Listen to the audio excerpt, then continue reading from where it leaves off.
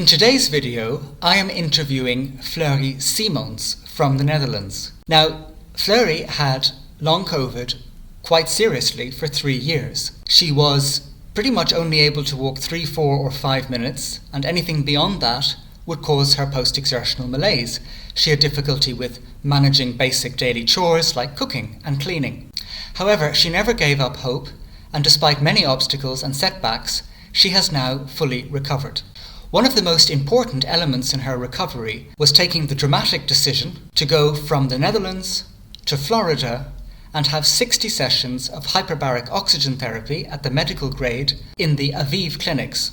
Now, what's really interesting about Fleury's story is that during those 60 sessions, she did not really feel any benefit. In fact, the treatments were very hard on her body. However, 4 weeks after she finished the treatments, she started to feel noticeably better.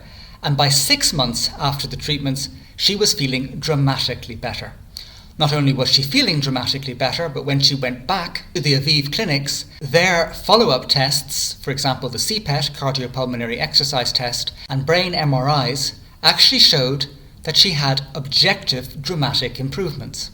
In this interview, we dive into detail into Fleury's experience with hyperbaric oxygen, but we also talk about the other things that helped her to recover, including nervous system regulation work, as well as how the whole experience of illness has changed her and her outlook, and the work that she is now doing as a coach in order to help other people. I'm delighted to be joined today by Fleury Simons, who is from the Netherlands and who was seriously ill with long COVID for almost 3 years, but has now fully recovered.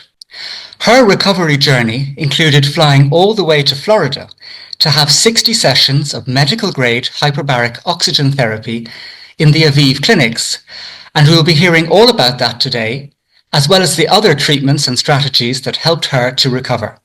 Her healing journey inspired her to follow her true dreams and build a life around personal growth and transformation. Fleury is a coach and behavioral scientist who helps people break through inner blocks, find direction and inner peace, and create a life that feels true and meaningful. Fleury, thank you very much for joining me today. Thank you. Now, Fleury, take us back to the beginning of your long COVID journey. How did it all start and what was it like for you initially? I got my first COVID infection in September 2020, and I immediately noticed that it was way different than a flu and that I felt really, really sick. So I was in quarantine for like 3 weeks on my own, but I could not walk or move or do anything. So I definitely noticed this is something different. And then after a few weeks, I was like, okay, I can probably do things now. I can get out of quarantine. I can do some grocery shoppings, but I immediately noticed, no, this is not going to work. And I think after a few weeks or maybe a few months, I noticed that it was long COVID because of the lingering symptoms. After 1.5 years, I noticed some slight improvements, but it wasn't great at all. I still didn't have quality of life. I couldn't work. I couldn't take care of myself. I was living on my own though, but it was really, really hard. And I noticed that my symptoms were on every aspect. So I had the physical symptoms, I had the cognitive symptoms, and it was really, really hard to just live life. And it was as many people with chronic illness know, it was just surviving and not living. And so, what I told, after 1.5 years, it definitely went a little bit better. In a sense that I could walk for maybe 3 minutes instead of 2 minutes, or maybe 5 minutes on a good day. So it was definitely an improvement, but not in a way that you could really live your life, if that makes sense. But then I got my second COVID infection, and that was in June 2022. And after that one, I noticed that it was also mentally really hard to cope. Obviously, the whole long COVID process is really hard, not only on a cognitive and physical level, but also mentally, emotionally. And I felt that I really tried to be brave and strong. And then after the second infection, I just collapsed because I was like, I cannot do this again, for 1.5 years, and then maybe notice some really slight improvements. So that was really hard. And then I thought, okay, I want to change things because I'm not sure if I will manage if I have to find a way in this process again. So at this point, you had a little bit of progress, then another major setback, and you're thinking, gosh, if all I can expect in another 18 months is that I can walk 5 minutes instead of 3, like, where is this leading me? So you must have been now thinking, I'm going to look for deeper answers. So tell us about that process. Yeah, like I still was really, it can sound really weird, but I still felt grateful because I was also really aware of like other people struggling with chronic illness or long COVID or ME-CFS, and that they couldn't walk for 2 or 3 or 5 minutes. So I was still in my little bubble. I was still grateful, still also very how can I explain this? I noticed like all kind of different emotions. So on one hand, I was like grateful, but then on the other hand, I was like, this is hell, this is horrible, I want to get out of it. So it was like a struggle with all kind of emotions, let alone stand like all the symptoms I had. So then I decided that I wanted to do something about it and maybe look for treatments in other countries. So I asked my family if they could help along and if they could just search for me on the internet. And that's really what I did. I just Googled like treatment long COVID, other countries, something like that. And then Aviv popped up. And my sister had the first call with like, how do you say it? Like someone who worked for Aviv. And my sister was like, this is not like, it sounds perfect, but we cannot afford it. It is like way too much. It's a private clinic. It's so expensive. And then it was really funny. I immediately thought, I'm sure if we really want to do this, we can find a way. But we also dived into other treatments, like in Germany, for example, or like other treatments in the Netherlands, but it wasn't great. And then after like months of, or weeks or months of like thinking about it, we decided, or my sister decided to start a crowdfunding. And that's how I eventually went to the US in December 2022. Fantastic. That's very good and very enterprising. So very exciting moment, but also must have been quite daunting to be, thinking, okay, I'm going to go all the way over to America. I'm not feeling well. I mean, you're describing that your life is really quite limited. And you're suddenly going to go and do this treatment, which is 60 sessions over 3 months. Yeah. So you arrive at the Aviv Clinic and tell us about what happened next. Yeah, what you just said, it was really daunting because I felt like, okay, this is some kind of like last resort. And I'm not sure if I'm doing this, and my sister is starting crowdfunding, and what if it doesn't work? So I felt also like a lot of emotions and a little bit of guilt and shame about going to that place, because I know like a lot of people cannot afford it, and I also couldn't afford it, but we found a way. But then I was like, what if it doesn't work? So I felt very stressed, next to the long COVID stuff, of course, but also very grateful. So it was like mixed emotions all over the place.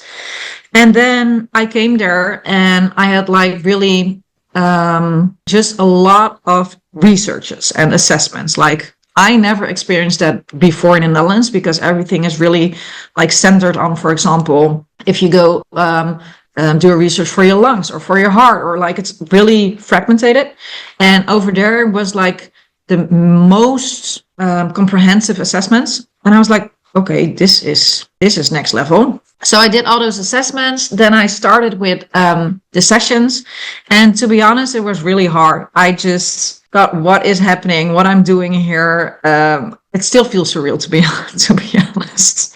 Like I can relate to that, Fleury, because as you know, and as people who watch this channel know, I'm currently going through hyperbaric oxygen in Romania. I'm at treatment number 35, and that feeling of what am I doing here was very strong in the first few sessions. But and also hard on my body. This has not been easy for me, and I've not been like getting obviously beneficial results. I'm seeing subtle things. Tell us about, in your case, you were getting strong reactions to treatment, and were you seeing things that kind of gave you hope that your body was changing, or did that not happen so much? No, not at all. So that was really hard because like when I started the treatment, I had the first couple of sessions and I just couldn't breathe. Like obviously you wear the oxygen mask, but I just couldn't breathe because of COVID, I developed asthma. I don't know how you say it in English, but so breathing issues. And then with oxygen mask, it was so hard because I couldn't breathe. So I was in a lot of pain. And then my physician over there, he was like the best guy in the world. So he really helped me and he really, really supported me, because otherwise I'm not sure if I would have gone through, to be honest. But during the sessions and the sessions that follow, it was really hard for my body and I did not notice any difference at all. So also, like on that aspect, mentally, it was really hard to just try to hold on to hope, really like trust other people with with the whole treatment and with your body. And it was a really hard time. Yeah. After what you said, I did 60 sessions, but I did not notice any difference until like the 60th session. So when I did the whole treatment, obviously it was really hard. But there were also not only like the long COVID stuff appeared and my body was like really struggling. It was also that the hyperbaric oxygen, it triggered like previous traumatic experiences. So it was also really hard on, I didn't have PTSD, but it was like, I definitely experienced traumatic experiences. So that was also going on. And I think for me, what I really, really liked is that my physician, he was so good in explaining what was happening. And for example, if I hear people in the Netherlands talk about HBOT, like the physicians, they don't have a lot of knowledge. So for me, the like biggest reason I could go through the whole process was because I knew what was going on. I had like a really supportive doctor. And then he was like, or I was like, oh my God, I'm experiencing this and I feel so depressed. And he was like, that's totally normal. You're here. This is the 30th session, for example, and it's totally normal because your brain is doing this, this, and this. And then I was like, okay, but I have like some information and I will deal with it and I will try to be like helpful. So for me, that was really helpful. And like after 60 sessions, I finished the treatment and then I noticed like slightly difference, like just a little bit of improvement, but it wasn't much. It wasn't like until I got back to the Netherlands 4 weeks after treatment, and then I noticed a shift. I was like, oh, well, this is weird. My body feels different, and then it took like months for me to really recover. We'll return to the interview in a moment, but this is just to let you know about my new book, Understanding ME-CFS and Strategies for Healing, which breaks down some of the latest, most exciting research into ME-CFS and long COVID, as well as talking about the various treatment strategies that I have used in order to improve my own quality of life as an ME-CFS patient. The links for that book are in the description box below. That's fascinating to me, Fleury, and well done for sticking with it. I mean, it must have been just like, it felt like a Sisyphean task that you were setting yourself. And before we come to hearing about the improvements that eventually showed up, and I'm really curious also to hear about the objective changes from the tests that you did before and after with Aviv, but for people who are maybe not so familiar with hyperbaric oxygen, it might be helpful for us to talk a little bit about, why might it actually be not obvious? Why might the changes not be obvious at the time? And like, what's actually going on? Because it seems that for people with illnesses like ME-CFS and long COVID, the reason it can help is because of something called the hyperoxic-hypoxic paradox. And this is a very kind of long-term game. Would you mind telling us a bit about that paradox and what it kind of does for you? Oh God, I'm not sure if I'm like the best explainer in like the scientific thing, but give it your best shot. Give it your best shot. Okay, and you can like add information if you want to. Sure thing. Yeah. It's about like, we just spoke about it before we started this interview, but it's like that's a hyperbaric oxygen is like tricking your brain to I don't know how I can explain it. But it's kind of, isn't it? It's sort of thinking that the body gets used to this high concentration of oxygen. Yeah, exactly, because you get like 100% of oxygen. Yeah, you get 100% oxygen. It's at high pressure, so it's like more powerful. And then when you go out of the chamber, the body thinks that it suddenly doesn't have enough oxygen and it panics, even though it does have enough oxygen. And so because it's kind of panicking a bit, it starts to initiate repair mechanisms like new blood vessels, stem cells, mitochondrial healing, because it's trying to stay alive. And so that process is actually pretty stressful on the body, never mind an ME-CFS or long COVID patient's body. But in the long term, the stress creates healing. So what's so interesting about your story and encouraging for me as someone who's not experienced obvious benefits yet, is that this is a stimulus for healing that may appear after you've actually finished. Yeah, I think you really explained it like really good.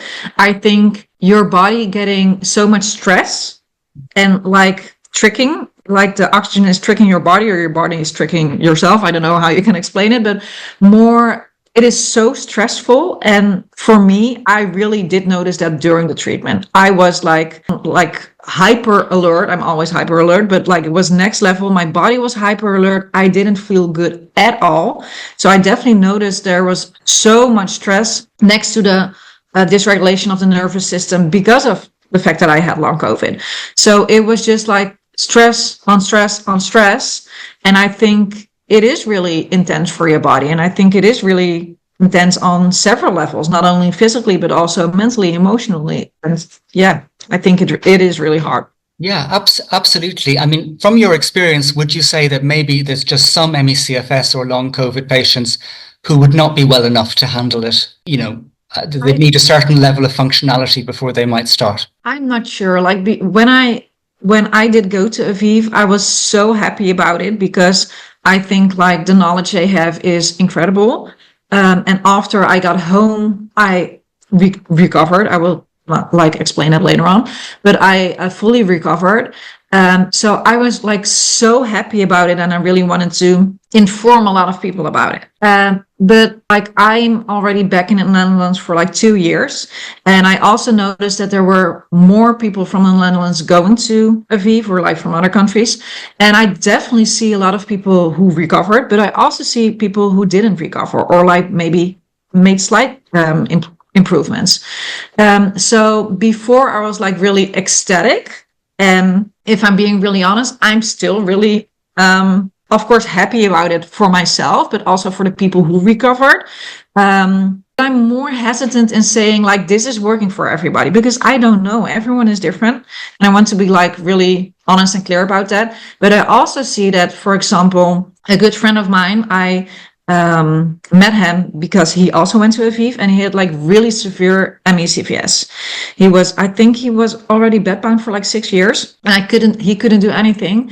And like the treatment did a lot for him. He can live his life again and still he has some restrictions, but like if he always tells me like if this is it, I'm so incredibly happy because this is something I could never have dreamed of. So I think that is really great. But I also see people who maybe are like he was really, really sick. So I'm not sure if there has to be like a minimum for your body to handle it. I think there are a lot of components contributing to like a good outcome, yes or no. But I'm not a physician, so I'm not sure like what are those factors? What are those like contributions, if that makes sense? Yes, that makes a lot of sense. And, you know, as with so many things, the response can be variable. But what's very interesting in what you've shared there is that if someone is more severe, it doesn't necessarily mean it's not something to try. And, you know, everyone's body will respond, you know, differently to that. So that's very interesting. Okay, so you get back to the Netherlands after this time, and 4 weeks later after you get back, you wake up one day and you think, hey, I'm feeling a bit different. Tell us about what happened next. I think like in the weeks after I finished treatment, I was still in the US also for like post-assessments. And like in hindsight, I did notice some things, but I was like so hyper focused on my symptoms that I was like, am I feeling something different? Is there like, am I going to be better? Like it was such a hyper focus. So in hindsight, I think like there were definitely some changes. For me, it started with like the cognitive symptoms, they declined a bit. So I felt a little bit less brain foggy. I felt like I could concentrate a little bit better. So there were slightly improvements. But then when I came back in the Netherlands, I felt just a shift in my body. I was like, this is weird. What is happening? I feel more energized. I feel more alive in some way, but I was still very anxious, to be honest. I was like, is this treatment going to help? And what do I have to say to people? And what if it doesn't work? Or then I tried everything. So I was also like, I think a lot all the time. And that like made it even bigger. So I was so hyper focused. And even though I noticed a shift, it was still definitely like a whole process of me building up my strength, my stamina, just trying to walk every day, really built up my life again. So with that process of building up, I mean, it must have been nerve-wracking because, of course, before you do that 6-minute walk instead of 5 and you find yourself flat on your back. So you would have been nervous about that. But when you did try and build yourself back up, did you suddenly find, oh, like, I'm surprised I did this walk, it didn't crash me? Did you feel like your threshold for what would normally crash you had actually changed? Yeah, definitely. It did change, but it wasn't like a major change. So I felt like, okay, I can walk maybe now for 7 minutes. But like the first months I came back in the Netherlands, I stayed on the 7 minutes, even though I felt better. But it was so nerve-wracking. I was so anxious because I was like, okay, what if I'm doing something? And then the mental, that you have to like mentally cope with a setback or with like PEM, I just couldn't. So I was really hesitant about building up, but I also wanted to build up because I was like feeling that I could do a little bit more, and I felt definitely a change in my body. So yeah, I was really, really happy about it, but it was also really nerve-wracking. Yeah. Yes, I can imagine that. Did you manage then, after you say you stayed at that 7 minutes for a while, did you kind of manage to actually avoid PEM for a significant period of time post Aviv? And do you think that might have helped you in recovering? Definitely. Like the last time I had PEM was during treatment. It was like at the end of treatment. So I didn't experience PEM when I got back to the Netherlands. For me, I don't know, like I think that's different for everyone, but for me, there is a difference between like PEM, like severe PEM, or like a setback. So severe PEM for me is like I cannot do anything. I'm just like I cannot pee. I cannot get out of bed. I just cannot do anything. But for me, like my definition of a setback is okay. I have to take 2 steps back before I can go further in the process. And I did definitely experience setbacks. So, for example, when I walked, I noticed, and just like an example, for one day, like in one day, if I just walked the 7 minutes, but it was too much because I also did something else, then I could definitely experience a setback in a sense of that I was really, really tired. I really needed to rest. I really needed to take care of myself. And maybe the next day I would walk 5 minutes instead of 7 minutes. But that's definitely an adjustment, but it's way different than a severe PEM reaction. Yes, absolutely. Yes, the thing that really just is completely debilitating, and you're weeks trying to get out of it, and so on. Okay, so you had these minor setbacks, but you were moving in the right direction. Now tell us about, 6 months later, you go back to Aviv. How are you feeling then? And I'd be really curious to hear about what kind of objective changes they actually found with their tests. And what also really helped me during my process of like recovery and also like the process of being ill is that I had really great support, especially from my sister, and she was there with me in the US. So she, her husband and child, they stayed with me for like 2 months and really took care of me. And I think also for the recovery process, that was so important because she like knew, as she and like one of my best friends who also came to take care of me, they were the only 2 people who really knew what I was going through. And they experienced it like when they were in the US, but also when I was in the recovery process, my sister would say, okay, Fleur, you can do way more than you did like 2 weeks ago. And if you're in the middle of the process, sometimes it's really hard to stay objective and really see what is happening. So for me, it was really helpful that she would say, okay, you have a little setback, but you are making so much progress, and you don't even see it because you're in the middle of the process. So for me, that also really helped for the recovery process. And like after 6 months, I definitely felt way better. I think after 3 months when I was back in the Netherlands, I thought, okay, I'm recovered. And I also like told everyone on Instagram, and I was like, okay, I'm back and I'm better. But in hindsight, I think it definitely took me like 6, maybe up to 9 months to really recover and to also like mentally process everything and what was happening. And still, it still feels surreal.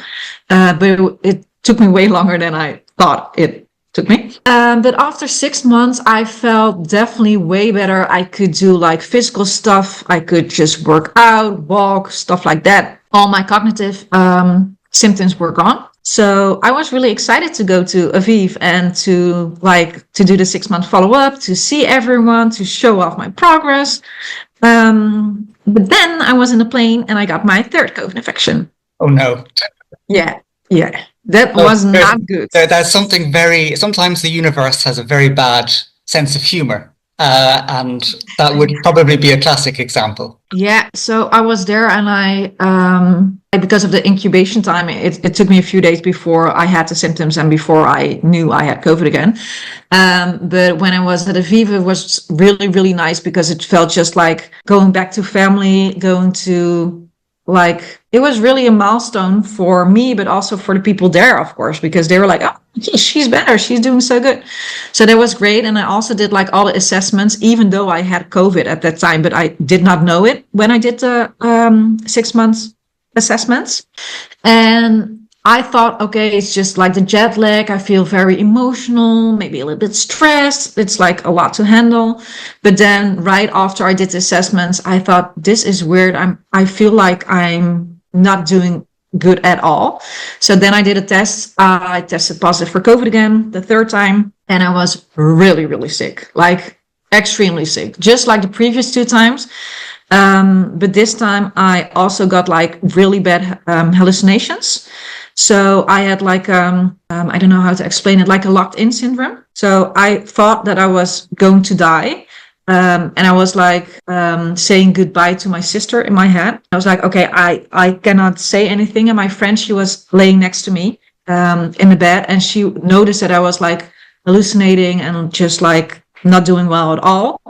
So she was hesitant like to call the ambulance. But I could not say anything because I was like locked in my body. And then I was like, okay, I just have to surrender. And if I'm going to die, then I cannot do anything about it because I cannot scream. And I wanted to scream, but I could only scream like internally. So the next day I woke up because I'm still here. But it was really, really traumatic and really hard. Fortunately, I was at the place where I got better. So they gave me medication. The physician was there like 24/7 for me. And it was really helpful, but it was also really impactful in like a negative sense. But after all, I think it also learned me a really big lesson because the first 2 COVID infections, I got long COVID. Third infection, this was the first time I didn't get long COVID or like lingering symptoms afterwards because I got medication from the clinic. I think my body was maybe just strong enough. I don't know. Sometimes it feels like Russian roulette, to be honest. But that time I recovered after 2 weeks. I was really, really sick again. And I also, all my long COVID symptoms came back here for the 6-month follow-up. And now what is this for bad karma? And now I'm getting COVID again. And what is happening? And I feel all those long COVID symptoms again. And the only thing I was thinking was like, okay, stay positive, be hopeful that your body has like enough strength to really handle this. You're in good care. And fortunately, it was a really positive outcome because after 2 weeks, I felt better and I could just live my life again, like in a regular way. But regarding like the assessments and like the outcome, I'm not totally sure, like I have to not make it up, but I have to think about it. But you could definitely see a lot of percentages. For example, I did strength assessments, and they could measure like how much you I don't know how I can explain it because I can just see like all the little assessments in my head, like a visualization, but how can I explain what I did? I believe, didn't you do the cardiopulmonary exercise test, the CPET test? Yeah, I think that's with all the like stickers, and then you have to walk, right? Yeah, yeah. Yeah, yeah, yeah. I also did that, and I did, and I'm not totally sure what the outcome of the CPAT was, but I definitely know that every test I did, every assessment I did, was like so much better than the first and the second assessments, like the pre-assessment, post-assessment, 6 month follow-up. Like everything was way, way, way better. And I'm not sure if it was a CPAT or it was like another test with like strength and stuff like that. But it increased like 80%, something like that. It was really, really big, like really big improvements. And it's funny because after, obviously I did testing before starting with treatment, after treatments. And even though my body was already working so hard to recover, the like post assessments weren't that good. And the funny thing is, like the 6 month follow up, it was like incredible. The results were really, really, really good. Wow, that is super, super interesting. And I think very important information for anyone thinking about trying this treatment and knowing what to potentially expect. I mean, as we said, everyone is different, but that is very interesting indeed. And, what a traumatic and terrifying moment that was when you were locked in with that third COVID infection. And I mean, that's a very awful experience. But one thing that strikes me about so many people who try to recover from these illnesses is we get knocked down over and over and over. And it can almost be like, it happens so often that it can almost be comical in a kind of way. Like it just keeps happening. But the thing is that we get back up and we fight. And in your case, the fight that you brought to that situation, going to America, big, brave move, had strengthened your body. It was actually suddenly able to withstand this latest onslaught, which it had not been able to withstand before. And it's a very important message, I think, that we're very often very sick with these illnesses, but our body is fighting. And no matter how many times we get knocked down, get on back up and try and get back on track towards, making that positive change. Yeah, I totally agree. And I think I really resonate with that. And also a lot of people, like during me having long COVID, a lot of people would say like, oh, how does it feel when your body is like abandoning you? But for me, it didn't feel that way at all. I felt that my body was working so hard to recover and was like really fighting and just trying to work in my favor. And I think that is really an important message. What you're telling the people is like your body is really resilient. And I think sometimes it's hard to see because, for example, if you're like for many years in an illness process, for example, ME-CFS or long COVID, it's really hard to think of your body in like, oh, it is resilient, or, oh, I am hopeful, because like, of course, negative emotions are like also taking the overhand. Yes, you're absolutely right, Fleury. And like the thing is that our body is still fighting for us. Think of how many times we've been in PEM and it's just awful. And yet it eventually goes away. And that wouldn't happen if the body were not fighting to recover. It's just that it can be so awful in the moment that we think our body has betrayed us. But actually, no, it doesn't want it any more than you do. And so that's a really powerful message that despite how sick we can feel, our body is still set its compass on healing. Yeah. Okay, so you have this, really positive situation after 6 months. Tell us then about what other things did you bring in to help you to recover?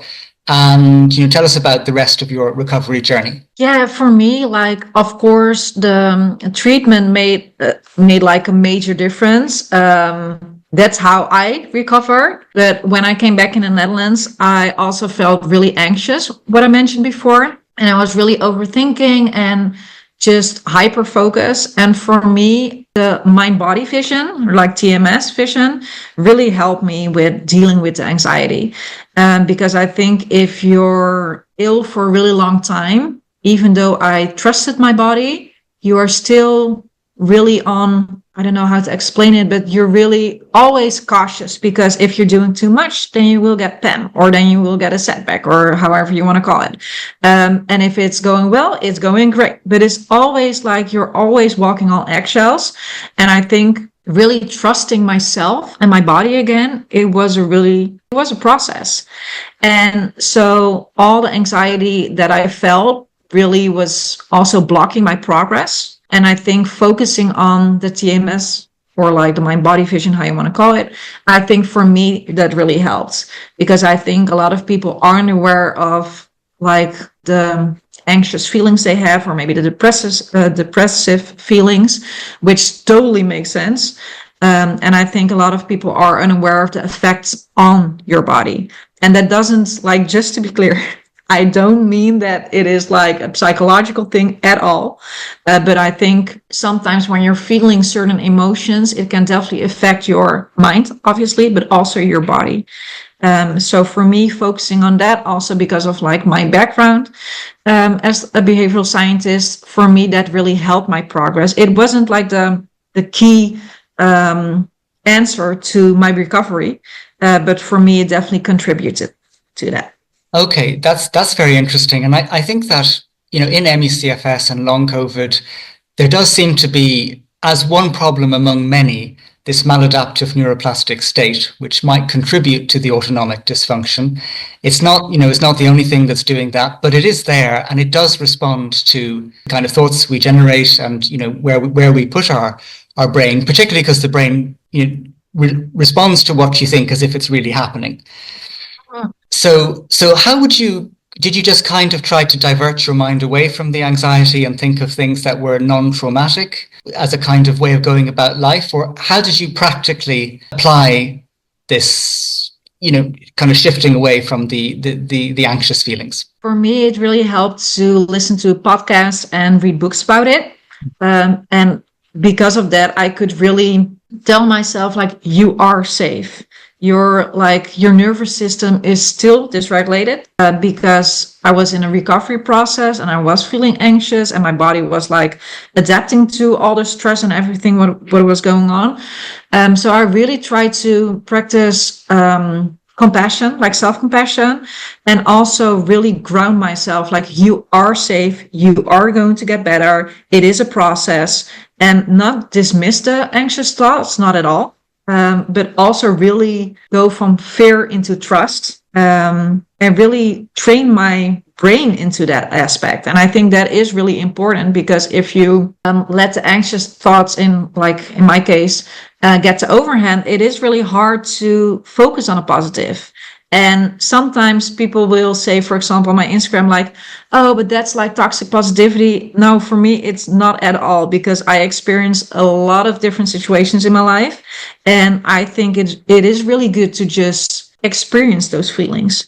But I think a lot of people aren't aware of the fact that you can also have some kind of control. It sounds a bit negative, but you can control your thoughts and your emotions if you're willing to really dive deep into it. So for me, it isn't about like being, oh, you just have to be positive and everything will be okay. No, not at all. I think it's really important to really live through those emotions, but also you can rewire your brain. So also be aware of that. Yes, I really agree with that. I think there's a lot of misunderstanding about what neuroplasticity can really mean exactly for these illnesses. It's not gaslighting yourself. It's not, saying, oh, this is all la-di-da and wonderful or anything like that. But it is saying, how can we actually, given that our brain is traumatized, which it is in these conditions, it is. How can we actually use neuroplasticity to de-traumatize our brain? Because that is one component of everything that's actually going on. Yeah, exactly. So was there anything else, diet or supplements or medication that you think was pivotal to recovery, or was it mainly the HBOT and the nervous system work? For me, I think it was a HBOT and the nervous system work, but I think what also was a major aspect during treatment. So obviously the HBOT really worked well. But for me, my physician, I think he made the most impact on my recovery process, next to like my sister and my physician, because he was so he had so much knowledge, but also so much trust. And I think that's how we circle back to instead of like living the fear in you, but like trying to really feel the trust. I think if you have someone, like in my case, a physician, and he is really, I don't know how I can explain this, but he had like a lot of knowledge, but also was really compassionate and really supporting me. I think that made a really big difference, because I know a lot of people with illnesses, they can feel really lonely and like misunderstood. And I think the fact that if you are really understood, that can also make a difference in just how you perceive things and how you can manage to hold on to hope. And if you have the right information, you can hold on to that. And what I mentioned before, if I see some people in the Netherlands doing the HBOT, but they don't get the right information, then they're like, oh my God, can I notice any difference? You're constantly like in a feeling of uncertainty. And I think that's also, of course, related to the nervous system and how you can really focus on grounding yourself and trusting yourself. I'm not sure if I'm using the right words. I'm not sure if you know what I mean. I do. Yes, you're explaining it very well. Yeah.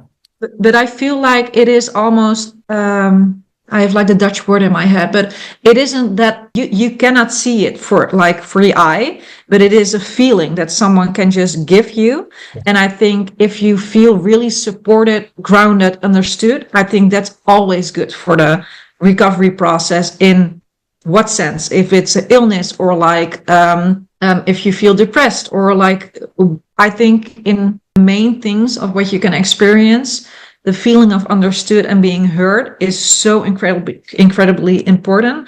And I think for me, that's also what really helped me during the recovery process. Yes. Because in hindsight, I think like my nervous system was already dysregulated, and I got COVID, and because of that, I got long COVID.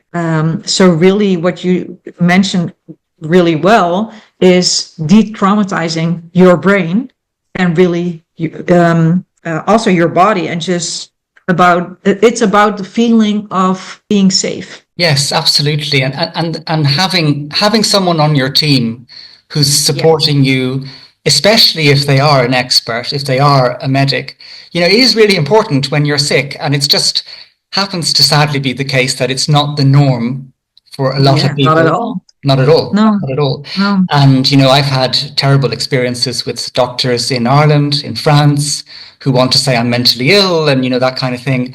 And then by way of contrast, when I went to Germany a couple of years ago for help apheresis, it was kind of the first time I had conventional doctors who actually were on my team. And, it made a big difference that they didn't think I was crazy or whatever. So having someone with you that can lift you up and keep you on track is a very important thing that we can only wish for everyone in these kinds of kinds of circumstances. And I think that is a component. So for me, yes, the HBOT made a difference, but I think there are always like different components which can help your recovery process. And in my case, this was also a really big component. Yeah. Yes. So you fought so hard through these 3 years. You were knocked down several times. You kept going. You didn't. I'm sure you had times of losing hope, but you got it back again, and you kept going. What do you feel? I imagine this was a life-changing experience overall. I mean, what do you feel you've really learned out of these 3 years? What do you think? How has it changed you? Oh, that's a really good question. I wrote something down. Yeah, okay, I cannot find it. I think for me, like there were different aspects, but really trusting myself. I was always like a self-aware person, and really busy with psychology, and also because of my background, obviously. But I think really trusting myself was something different that I honestly didn't have before I got long COVID. I think I definitely knew what I wanted in life, and I was really disciplined, and just I had a big vision, and I still have that. But I feel like long COVID really teach me to trust myself and take care of myself in a way I didn't do or didn't know how to do before I got sick. And also really letting go, because I think when you get sick, everything changes. And you don't have a choice. You have to let go of control. And you really have to let go of everything you thought was important. And it teaches you so many lessons, I think. And what it also brought me was that I'm definitely spiritual, but I'm also really down to earth. So I have this combination. And I think my illness process really deepened my spirituality in a sense that I really can surrender more and also really have trust in the outcome and like in the bigger picture of life, if that makes sense. So that's kind of deep, but that's how I experience it. Yes, absolutely. Well, for a lot of people, as awful as the whole experience is, illness is a great clarifier about. That's definitely the case. Yeah.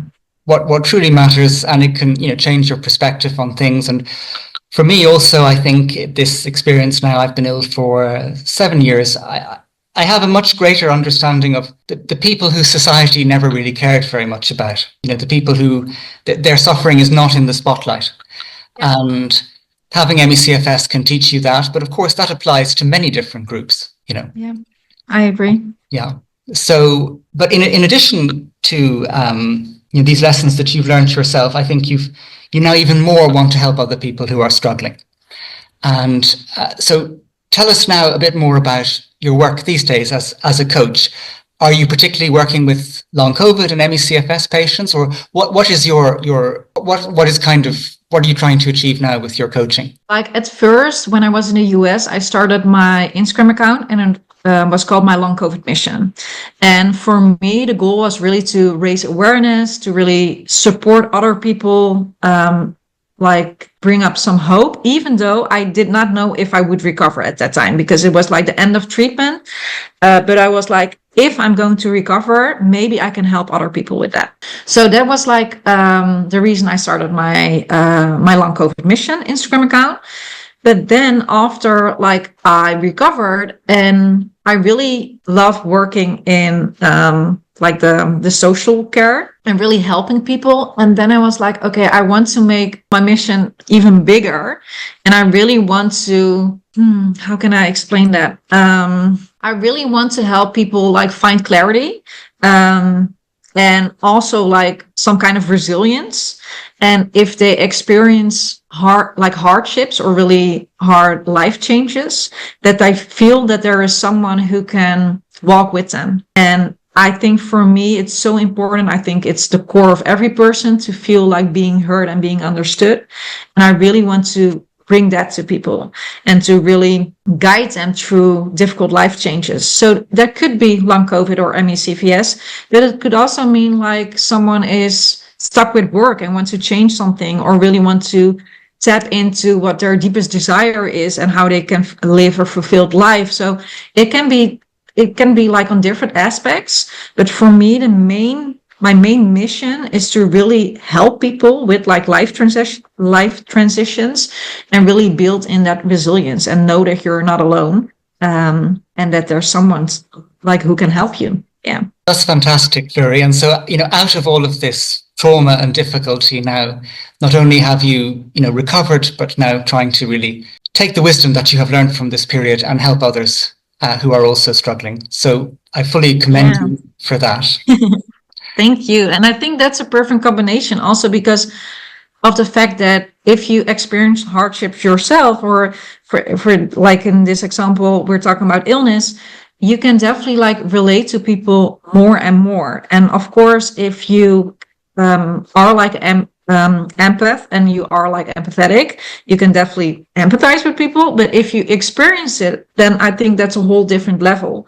And in my case, it's also because I studied this, so it's also like my background, and I think for me that's the golden combination to really help people. So yeah, that is my mission. Fantastic. And it reminds me, like, sometimes as I go through this illness, there may be some, I might watch a documentary about people who have ME-CFS, and it really touches me, and I will cry about what I'm seeing. And in those moments, a similar thought always comes to me, which is that the most important thing in life is to reduce suffering in yourself and in other people. And that's That's always, beautiful said. yeah, that's always what kind of, when the deepest feeling comes out, when I'm touched by others suffering, that's always how I feel. And I think that, what you're doing in your work also is, similar in that regard. Yeah, that's beautiful said. Yeah, I totally agree with that. So, Fleury, as we move towards wrapping up, I will, of course, have links to your website and your Instagram down below so people can check those out. But perhaps as a final word, if you were to, let's say you now had ME-CFS, or imagine you are someone again with ME-CFS and you're struggling and you're, pretty much housebound or that kind of situation. Someone struggling like that right now, what would be your words of advice? I think I would say never give up. I think it is a really, like we discussed it like earlier in this interview, I think it's a really thin line between being hopeful, but also really being encouraged. And I think there's also a line between realism and having hope, without it being like toxic positivity, for example. But I think like having that hope or holding on to hope, I think that's a major thing, like helped me. And I think what could also help other people. And of course, not dismissing what is going on. So that's the reason why I said, like, I think there's a thin line between like realism or finding a combination between realism, but also like not giving up on hope or not giving up on yourself. And I think also like be really patient with yourself and like practice self-compassion, because it is such a hard situation if you are ill. And for example, what you just said, like already ill for 7 years, that's a really long period of time. And I think that sometimes it can feel so hopeless. And I hope that people just can find a way to practice self-compassion, and really support themselves in that sense. I think that's it. Thank you very much, Fleury, for sharing with us today your inspiring story and for being someone indeed who never gave up that hope. Thank you very much. Thank you so much.